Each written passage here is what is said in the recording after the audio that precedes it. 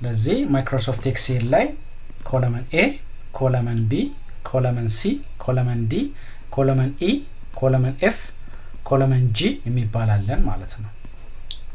ስለዚህ አሁን እዚህ ጋር ደሞዝ ያለው እዚህ ጋር C3 C4 C5 C6 C7 ላይ ነው ማለት ነው። ቀጥታ አሁን እነዚህ እዚህ ጋር የደሞዝ ገቢ አለ፣ የግብር ማስከፈያ ምጣኔ አለ፣ ተቀናሽ ብር አለ። እዚህ ጋር እንሄድና equal to if እንልና if ፈንክሽን ለምንድን ነው የምንጠቀመው? አንድ ነገር እውነት ከሆነ የሰጠሁን ክሮስ ቼክ አድርገህ ተጠቀም፣ ካልሆነ ደግሞ ወደ ሌላኛው ስቴፕ ዝለል ማለት ነው። ለምሳሌ ደሞዙ እዚህ ጋር የምናስገባው ደሞዝ ከ0 እስከ 600 ከሆነ 0% ቁረት ታክሱን፣ ካልሆነ ደግሞ ከ600 እስከ 1650 ከሆነ ደግሞ 10% አድርግ እያለ ነው የሚሄደው። if ምን C3 ምክንያቱም ይሄ ደሞዝ ምን ላይ ነው ያለው? C3 ላይ ስለሆነ ማለት ነው። C3 ላይ ሳስገባ ለምን ከሆነ እዚህ ከ0 እስከ 600 ስለዚህ C3 is less than or equal to 600 እና እዚህ ጋር ምንድነው 600 እና ከዛ በታች ለሆኑ ደሞዝ ኢኳል ቱ ያልነው 600ንም ስለሚያጠቃልል ነው። 600 እና ከዛ በታች ለሆኑ ደሞዞች ምን አርግ? ምንም ታክስ አትቁረጥ ነው ያልነው። ቀጥታ ምንም አይነት ታክስ አትቁረጥ። ኮማ ስንል ካልሆነ ማለት ነው። if ብለን አሁንም እንቀጥላለን። if ካልሆነ ግን ወደ ሌላኛው ስቴፕ ሂድ። ከምን እስከ ምን ከሆነ ከ601 እስከ 1650 ከሆነ የደሞዙን 10% ቆርጠህ 60 ብር ተቀናሽ አድርግ ነው። if C3 less than or equal to ከስንት ከ1650 ጀምሮ እስከ ስንት እስከ 601 ድረስ እዚህ 1650 ነው የምንጠቀመው። ምክንያቱም እስከዚህ እስከ 600 ስላልነው 650 601ን ኢንክሉድ እዚህ ጋር ያደርገው እዚህ 1650 እና ከዛ በታች ያለው ስለው ይሄን ምንድነው የሚያደርግልን? ራሱ ፕሮግራሙ ቼክ የሚያደርግልን ይሄ ፈንክሽን እስከ ከ650 እስከ 601 ብር ደሞዝ ድረስ ይሄዳል ማለት ነው። C3 ከሌስ ዛን ኦር ኢኳል ቱ 1650 ከሆነልህ ምን አርግ? የደሞዙን ደሞዝ ምን ላይ ነው ያለው? C3 ላይ ነው። የደሞዙን C3 ታይምስ ስንት 10% 0.1 ሲቀነስ ስንት ነው የሚለው? 60 ብር። ኮማ ስናደርግ ካልሆነ ማለት ነው። ካልሆነ if ብለን እንጀምራለን። ካልሆነ ደግሞ እዚህኛው ሮው ላይ ነው፣ እዚህ ሶስተኛው ሮው ላይ if ካልሆነ ሶስተኛው ሮው ላይ ተመጣና ደሞዙ ከ1651 እስከ 3200 ከሆነልን 15% የደሞዙን ቆርጠህ 142.50 ቀንስ ማለት ነው። C3 ደሞዙ ያለበት C3 ላይ ነው። less than or equal to ከስንት ከዚህ ነው የምንነሳው ከ3200 በታች ማለት ነው። 3200 በታች ከ3200 እስከ ስንት ይሄድልናል? እስከ 1651 ድረስ ይሄዳል። ከሆነ የደሞዙን 15% 0.15 አብዝተህ 142.50 ትቀንሳለህ ማለት ነው። ካልሆነ ኮማ ስንል ካልሆነ ምን እናደርጋለን? if ብለን እንከፍታለን። if አሁንም C3 ምን C3 አራተኛው ሮው ላይ እንመጣለን። ከ3201 እስከ 5250 ከሆነ የደሞዙን 20% እናበዛና 302 ብር ከ50 ተቀናሽ እናደርጋለን። if C3 is less than or equal to ከስንት ከ5250 250 ጀምሮ እስከ 3200 ሄድልኝ ነው 5250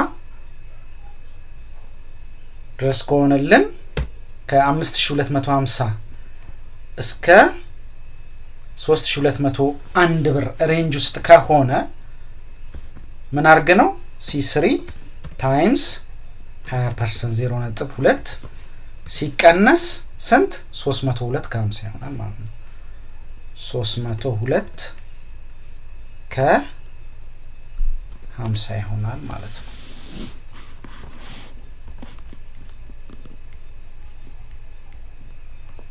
ካልሆነ ግን 302 ብር ከ50 ይቀነስልን ማለት ካልሆነ በዚህ ሬንጅ ውስጥ ደሞዙ ካልሆነ if ከስንት if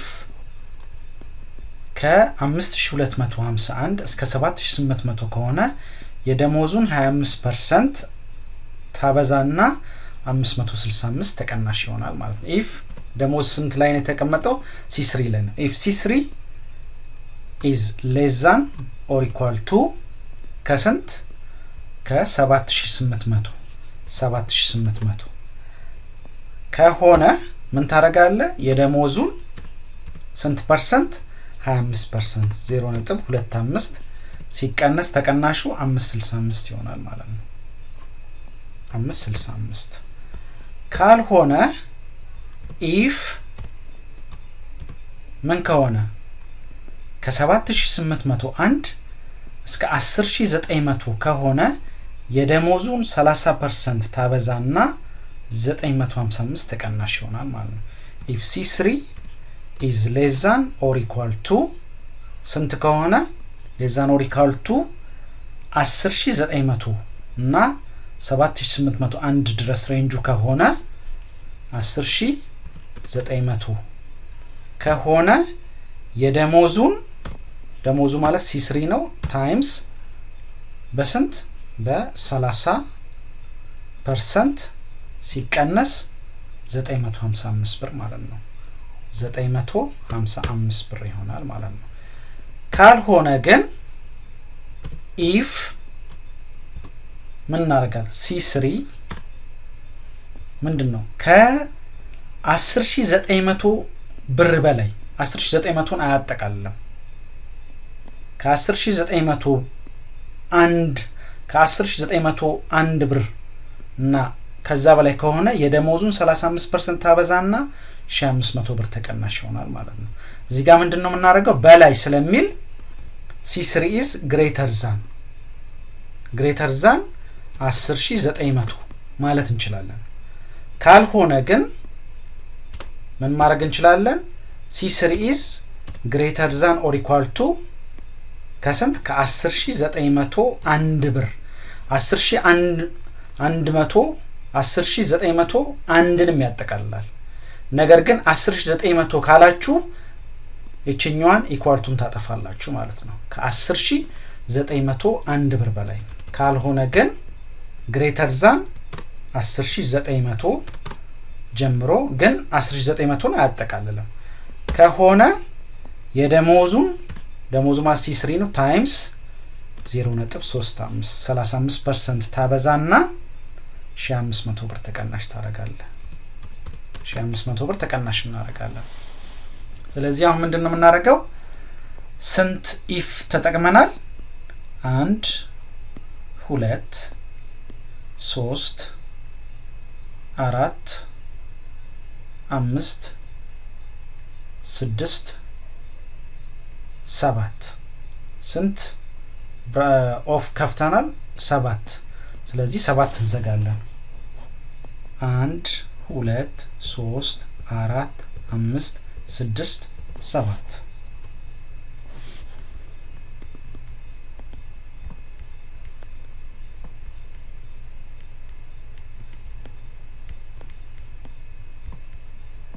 ስለዚህ የ10521 ስራ ግብር ስንት ይሆናል 2201 ብር ከ30 ይሆናል ማለት ነው ጡረታውን ለመስራት የደሞዙ ምን ላይ ነው ያለው C3 ላይ ነው ስለዚህ C3 ታይምስ በስንት ጡረታ 0.07% ስለሆነ ይሄን እናደርጋለን።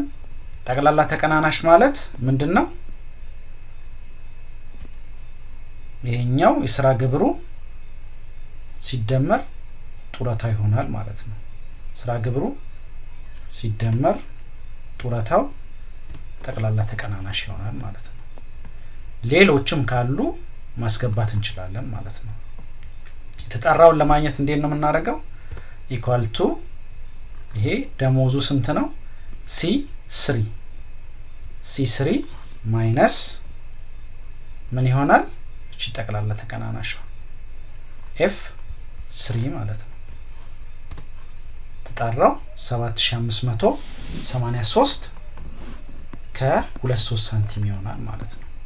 ከዛ ይሄን ይዘን ድራግ ስናደርገው የሁሉንም ይሰራልናል ማለት ነው። በዚህ መልኩ የገቢ ግብር እንዴት ይሰላል፣ ጡረታ እንዴት ይሰላል የሚለውን ነገር ማየት እንችላለን ማለት ነው።